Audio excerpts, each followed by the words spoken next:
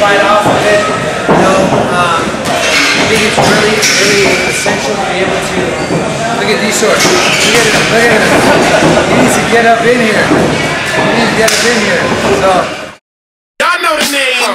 D. Source. Doing my job. Gracias por ver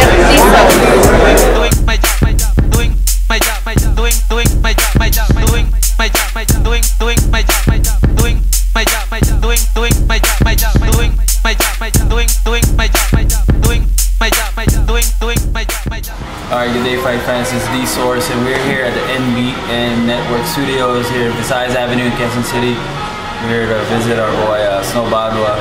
Check out his TV show, sports TV show, Dario on Channel 4, 6 p.m. prime time. Talk boxing, whatever, so check it out. Seto ko yan.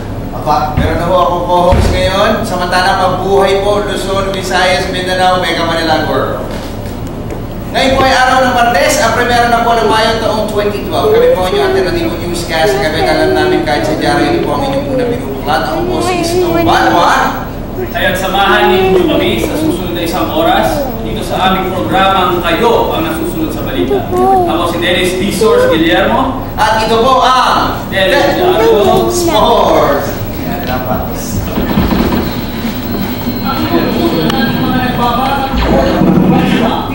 Sheriff Manny Pacquiao. Papulo, yung yung camera mo, pre. Chick, dito ka na. Dito siya, diba? Dapat ang bala, no? Ang bala.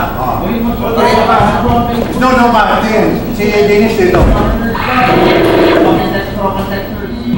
Yan po yung mga headlines pa lamang. Detalye ng mga nag-uumusok na sports balita. Narito na. Tayo po natin diritin sa DZSR Sports Radio 918 sa snowbadwa.com at napapanood po worldwide via internet streaming sa www.ptv.ph. Sa boxing, hindi po nagawang tapusin ni Manny Pacquiao ang scheduled 6 rounds of sparring session sa Shape Up Gym sa Baguio City kanina.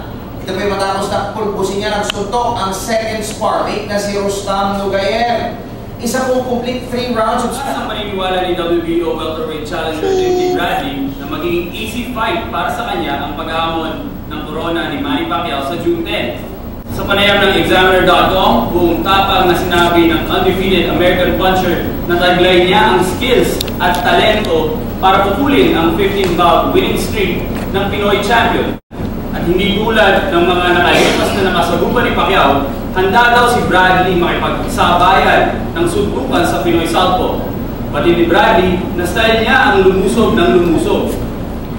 Lipat po tayo sa basketball. Malakas po ang paniniwala ni Doc and Texters forward Redel de Ocampo na nakukuha na nila ang tamang balanse sa finals ng PBA Commissioner's Cup. Hindi po itinabisa nila ilan sa mga isasalubong nilang depensa kontra sa Animados at siya po anong magre-regroup. Samali naman ni D-Men power forward Mark Race. Nakahanda sila sa physical na bakbakan sa Game 5. Make or break anya ang game na ito dahil ito po ang magbibigay ng 3-2 series lead sa sino mang magwawagi. At sa kaugnay na ulat,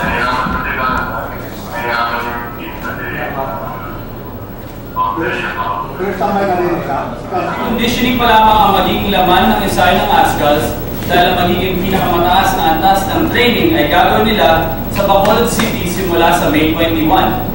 Dito kasi inaasahang makakasama ng team ang Europe-based Brewers tulad ni goalkeeper Neil Edridge. Una nilang makakamaga sa 4 Nation Test matches sa June 5 ang Indonesia sa Rizal Football Pitch bago nila makatapat ang ASEAN Champion Team na Malaysia sa June 9 sa Kuala Lumpur. Na ng statement ng ASCALs na ngayon ay nasa 148th place sa FIFA World Rankings. Ibigyan na natin si D. Source, first ever television appearance po niyan as a co-host dito po sa Pilipinas. Tumutok lamang ko kayo, marami pa kaming inihandang balita. Ito po ang Diario Sports. Pero si D. Source po, sa inyong madalas unin yung mga panood sa internet, no, particular particularly sa Examiner.com at sa PinoyGrades.com na nagbibigay ng mga interviews sa boxing and even dun sa basketball katulad ni Jeremy. How was the experience? Nakakatuwa. It's my honor actually. Salamat at binigyan mo tayo dito ng exposure at pagkakataon na makapag-ulat in Tagalog. Lalalim ng mga Tagalog eh. Oo nga. Tsaka ano yun, tsaka ito kasi sa resource kaya medyo pinipin-padila nito. US-based po kasi ito. Kaya kapabalik na US, idol? Baka next month. Okay, next. Bago maglaban sa Pagya para ma-cover natin. May habo na. Tsaka ginagamit natin sa Telegram Sports yung mga videos na kuha po rin sa D-Source. Samantala, yun sa mga gusto makiparticipate at makakwentuhan mo kami ni D-Source. Baka may mga tanong po kayo gusto nilawin patukulo sa boxing. Lalo na, nandito ang ating isa sa ating mga expert. Pati na si Atty. Ed Tolentino. Gandang gabi sa iyo, Atty. Ed. Nanonood siya ngayon. Ganito po ang gagawin niya para makapagtanong mo kayo sa amin anything about sports, no? Para sa mga mag-text, ganito gagawin niyo, type radio space SR space pangalan message 2311 kung Globo Touch Mobile, tapos 350 kung smart o token text. Ganun mo sa mga magpapadala ng email, telegarosports@gmail.com. Inuulit ko lang 2 pesos and 50 centavos ang kada mensahe na inyo pong ipapadala sa amin. Okay? So, pero dito po tinutuloy kung saan. Okay, masahin naman natin kay Leo Olorbida.